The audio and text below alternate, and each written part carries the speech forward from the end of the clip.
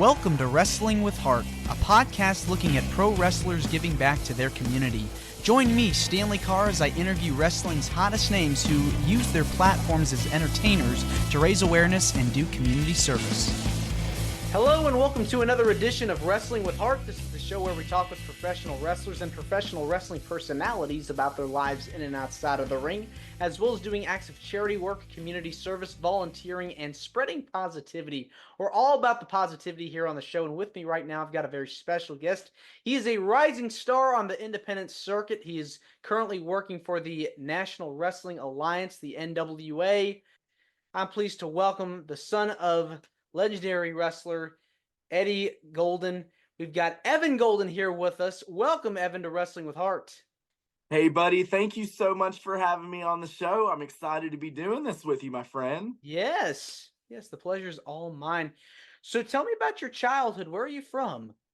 So I was born and raised here in Asheville, North Carolina.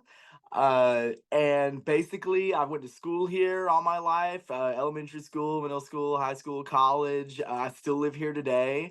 And yes, my dad was also a professional wrestler, which is awesome. That definitely changes things for the better. And living here in Asheville, things are going great. And I feel like it's always been that way. And my childhood was awesome, man. Basically, I had a pretty let loose childhood, just watched a lot of TV, a lot of movies, tons of wrestling, live and in color. And we're still here today, here in AVL, North Kakalaka. Yes.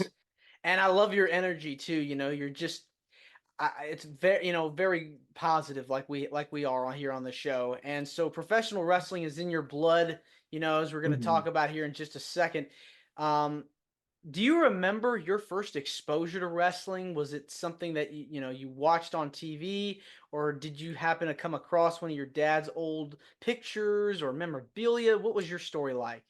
My story is pretty interesting when it comes to first experiencing and seeing wrestling. So I actually first ever saw wrestling live at a show, and I would say I was goodness. I mean, I know he brought me to shows. My dad did his shows when I was at least an infant. But my very first memory of it is just watching him wrestle, and I could have been 2 or 3 years old, and it was like just the weirdest thing because for me, like, I never even questioned what was going on or what he was doing.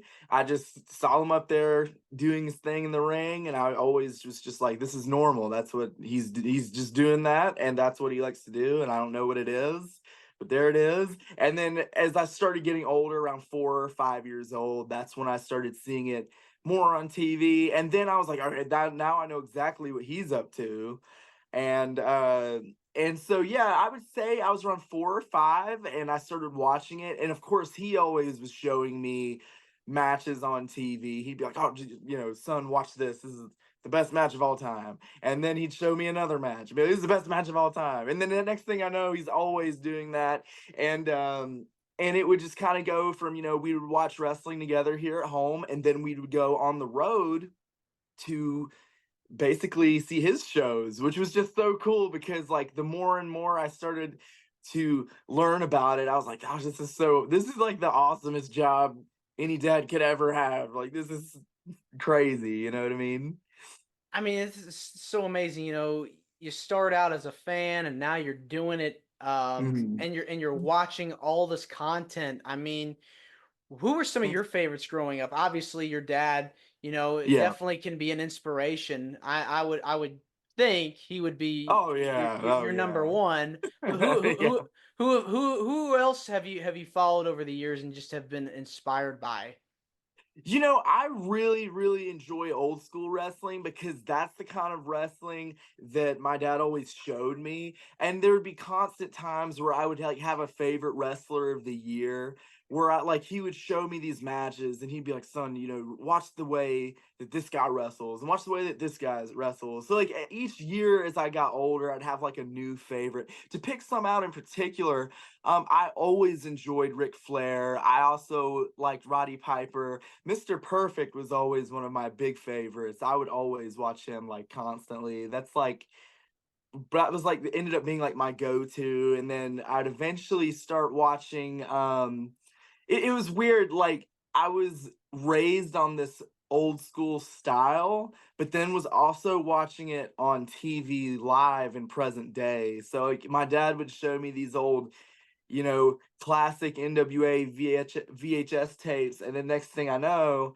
I'm watching Raw on TV and it's live, or TNA is on and it's live, and it's like this is so weird because there's just a major difference. And But yeah. wrestling, just like any other piece of pop culture, music is another example. It Hmm. changes, the styles change. It's different as time has evolved.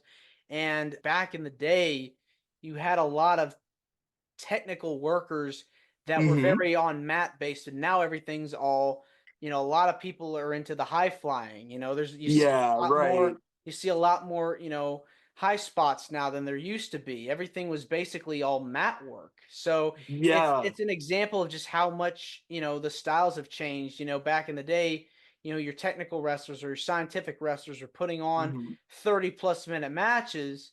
Yeah. Now you've got, 20 or 30-minute matches, you know, diving It's outside of the ring, and it's Yeah, it's in the air. It's very I always like to compare it to, and the reason I feel like I can compare it to this is because I used to do it. I like to compare it to gymnastics a lot because I used to take gymnastics classes, and it kind of feels the same. It's like, oh, and like it's always impressive, but that's definitely not like I say, my dad, he always had me watching the oldies, and that's always what really taught me character work and whatnot. Like it's just so important. I'd rather see someone who's just like really entertaining than like a routine of just flying all over the place. And as much as like I'm like an easily amused person, so like if I see someone go crazy and dive off a ladder, I'm gonna be like, oh, that was cool. But I just know deep down that like the wrestling that I was raised on is just so cool. And like I said, he really raised me right with the I mean, don't get me wrong, he would show me a lot of you know, we like to watch TNA together. That was like our thing that we would do. We would Mhm. watch TNA when it was like happening, 2006, 2007. But then at the same time, he really made sure that I watched a lot of WCW and stuff. And so yeah, but it is crazy because I feel like I've watched so much wrestling, and now I do wrestling, and it's like every single style you could ever see is happening right now, and it's just it's wild, isn't it? It's crazy. I mean, and I've talked about this with so many people on the podcast so far that I've done this. There's Hmm. so many alternatives now. It's unbelievable, but it's so cool because it's accessible now. Back then, Yeah. you'd have maybe one or two wrestling shows on TV, but now you could go online, look up, such and such promotion, and there you go. It's on YouTube. You know what's funny about that, and this kind of ties back into my childhood. I used to have oh my gosh, what are those it was called, I think, CD-ROM. The little discs that you put into the PC? Yeah, I floppy think that disks. floppy disk. Yeah, something, I think it's floppy disk. I used to have a floppy disk of just one TNA match. And I can't even remember what it Huh. was or how we bought it, but it was just one match, and you put it in the computer and then it would play. And thinking back, I'm like, that's so interesting because now I could just look that up on YouTube. But I started watching wrestling on YouTube is like almost, I guess, around the same time that YouTube came out. And Hmm. that was always like so cool to me. But nowadays, like I've noticed there's like a lot more full matches and stuff, full shows. Back on YouTube, they would always put like clips of stuff. And I don't know if anybody listening to this might think of this as like a nostalgia trip for a minute, but I used to be able to find my full wrestling experience on Daily Motion. Remember Daily Motion? Hmm. Yeah. Yep, yep. Yeah, that's where I found my stuff. But now, like you said, it's all over the place, and it's on streaming services and whatnot. Hmm. So Yeah, Yeah. it's definitely changed the landscape of professional wrestling for sure, and it's going to continue to evolve. And I'm excited about Mhm. where it's heading because I think it's going to be good. Oh yeah, yeah. Yeah. So, what was it about Ric Flair and Roddy Piper, like their styles, that really made you go, "Man, this is the kind of wrestler I want to be"? Well, I always really enjoyed crowd interaction from them. Like, I noticed it was almost like they were always talking and always saying something. Even like as the match is going on, there's just like even halfway through, there's just always crowd interaction. And I always just thought that that was just so cool. And I also really like theatrics and stuff. I like to used to do theater in school, and I just really enjoy the idea of like, hey, all these people came to watch the show, but we can't just pretend that they're not there. So I always kind of noticed that even early on. Like, I like the way that they're taking time to, first of all, like be great in the ring, but they're also taking time to, interact with everybody that came out to see the show. Because even when you watch it, 30 years later, it's like, gosh, that's awesome character work. Hmm. Well, Um, what was there like a moment where you just were like, you know, I want to mhm. be a wrestler. I want to do it. And how did your father take it?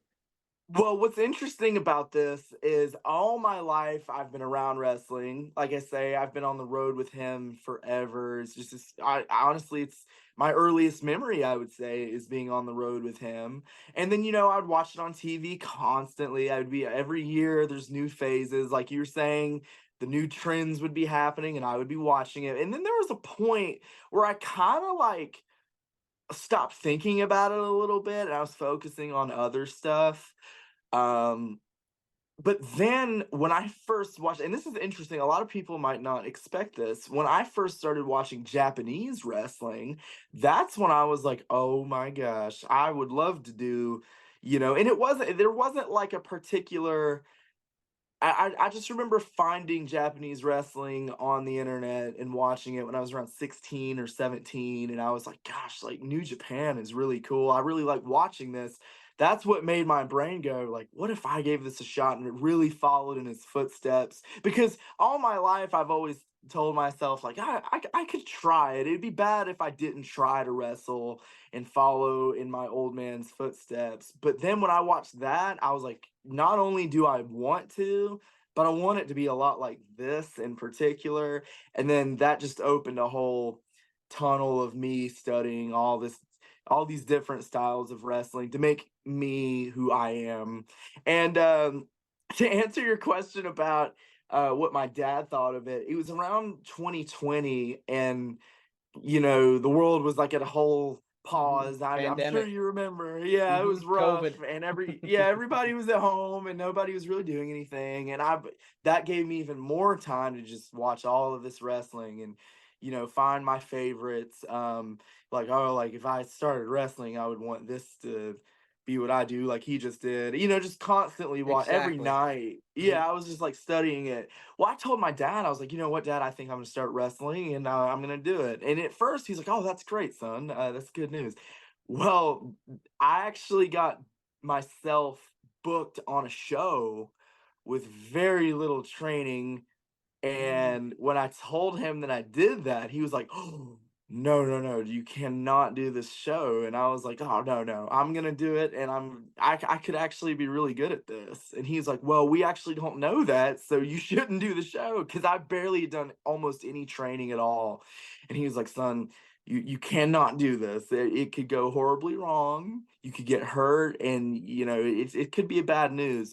Well, the show was like 2 months out, so since I had already booked myself, and again, like it's crazy to think back on because this was like at this point, this is like fall 2021 when I had myself booked on the show.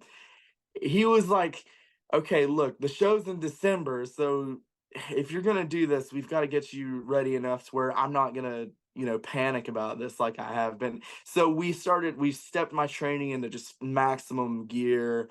It was almost like emergency Hmm. gear. We were like, let's just as much as possible train, train, train.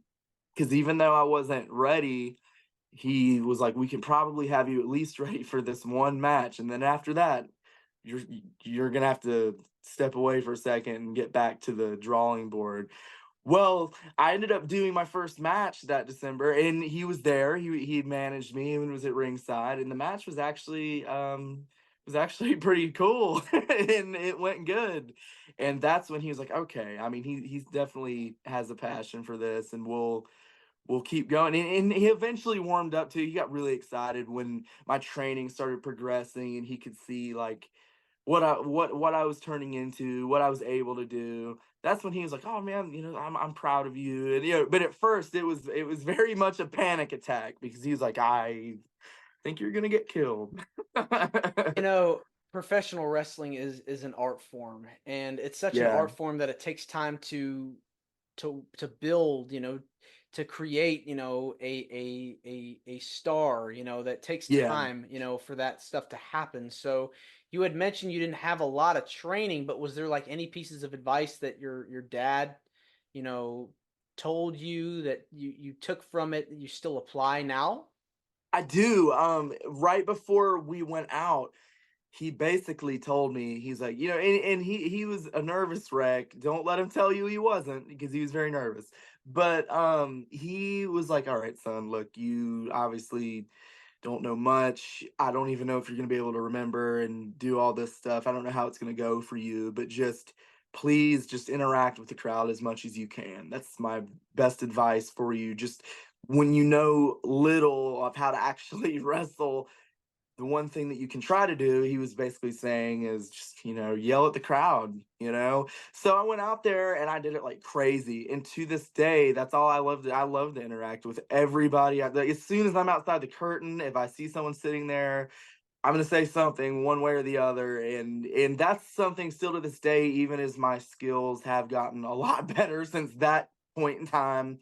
I still take time to do that. And it's kind of funny, like, it was once his backup plan for me, like, "Hey, don't try to do something you don't know how to do, but you should at least try to run your mouth a little bit." And now I try to do both, and be a good wrestler and get the crowd involved. Do you prefer being a good guy or a bad guy, babyface or heel?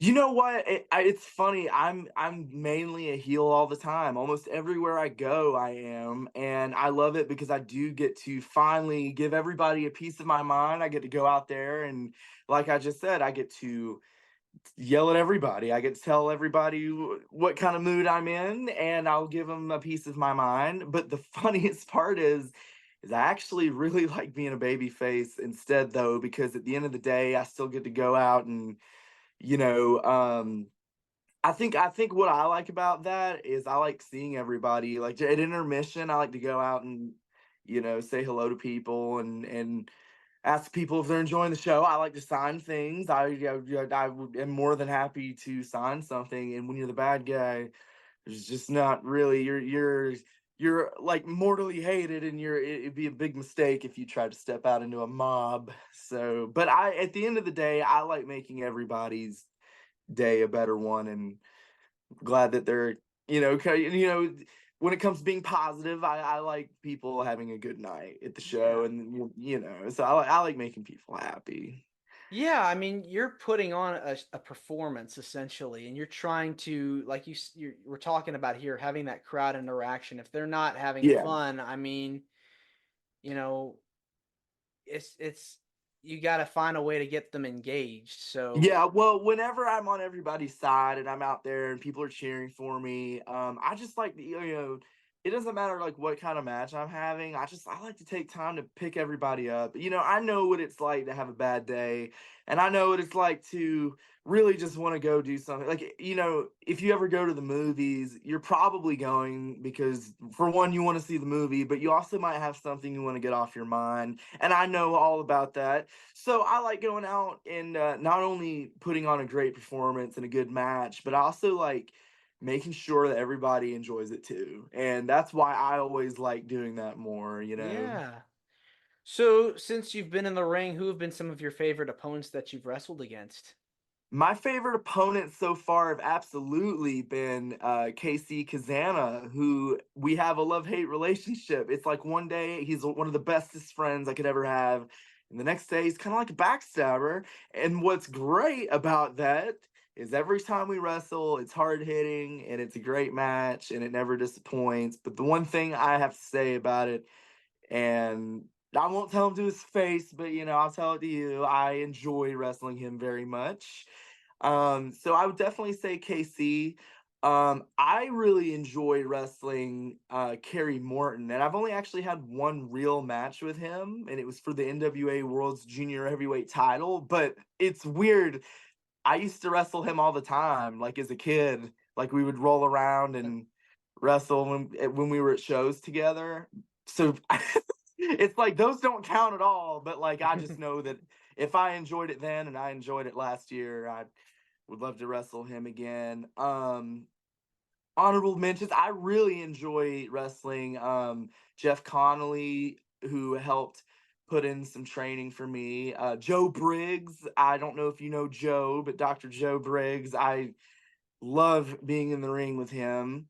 My tag team partner, Michael Gabriel. I love being in the ring with him, not only tagging with him, but I've also wrestled him a couple of times, and it's always a great experience to be in the ring with him. He's a lot like me. He likes to be a little bit out there and make things a little different. So I have to give an honorable mention to him, of course. Yeah, So right on. yeah. Now, what's your ultimate goal in professional wrestling? Where do you see yourself in the next few years?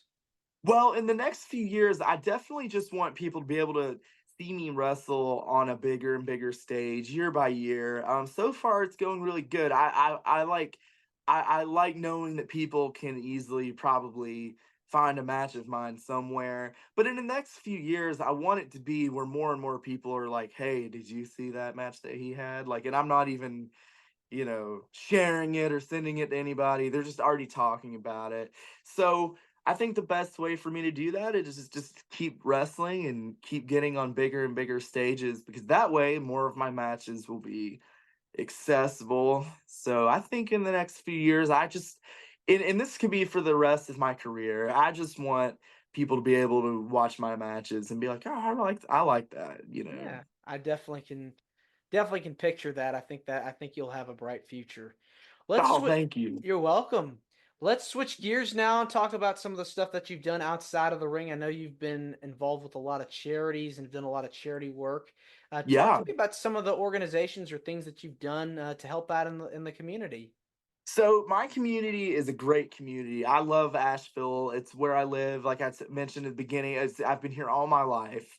I've never moved out of town. I've always been here, and so I I have to say I know so many people around here, because like when you go to school with everybody and then you go around town, you eventually, start to get to know everybody. And it's really helped me realize that I love my community and I love my town. Every town has people that live in it that are like, "Yeah, oh, I hate my town," or "God, I can't wait to get out of here." But see, I'm not that person. Like I love it here.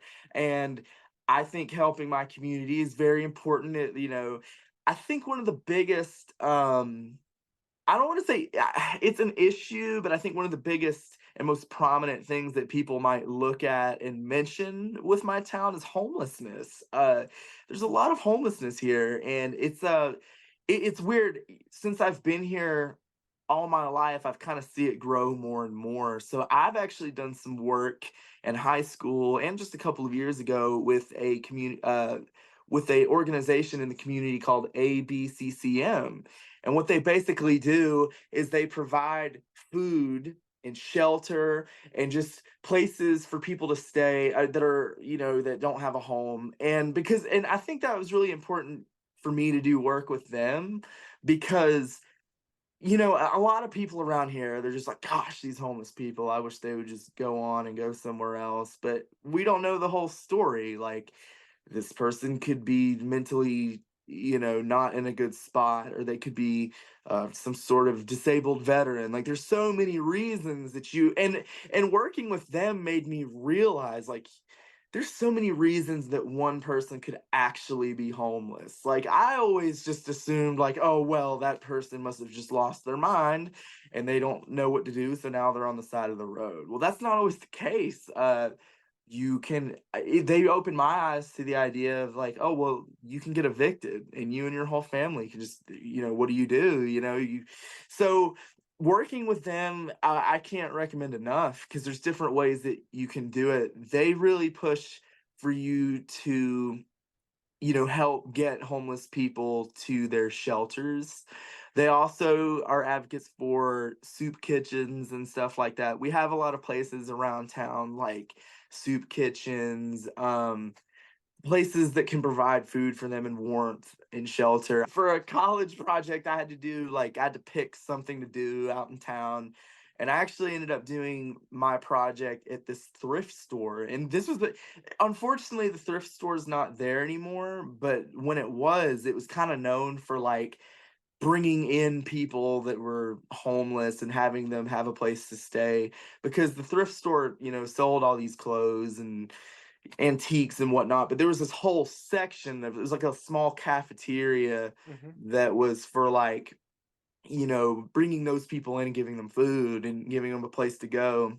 And when I was doing my work there, it was like the coolest thing because all these homeless people came in, and most people would be like, oh gosh, there's homeless people, we better lock our drawers. There's something like that.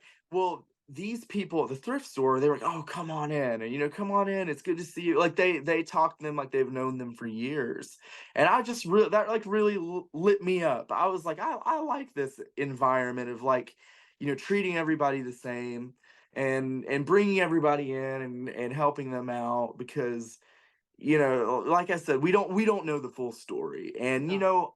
yeah, and I actually got to meet a few of those people, and I was like, Really? wow, they were like totally friendly. You could tell that some of them, you know, what's the old saying?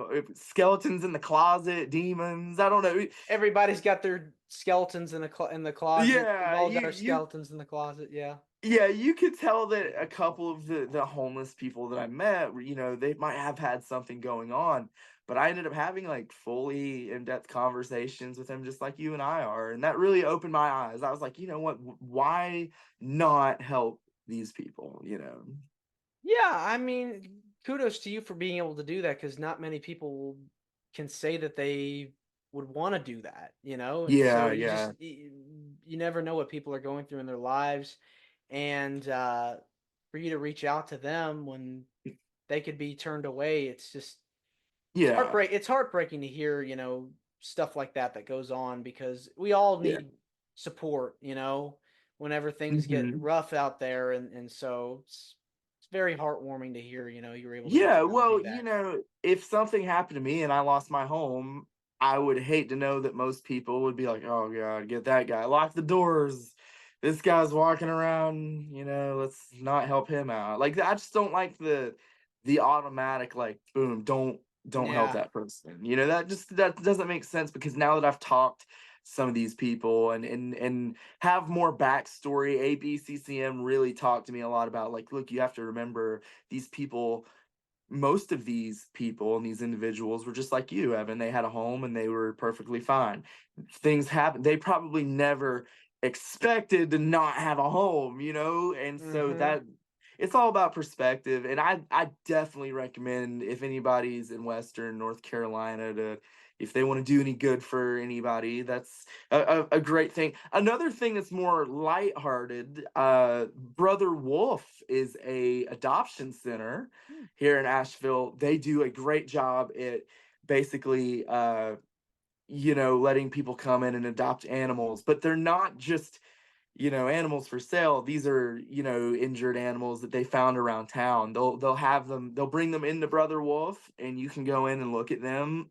You'll find cats like, oh, they're cats, but it might have a broken leg because they found it hurt somewhere. But they give you the chance to come in and adopt animals that were not in such good shape, like cats and dogs and whatnot. I love stuff like that because I'm a big animal guy, and I think it's important that we treat them right too.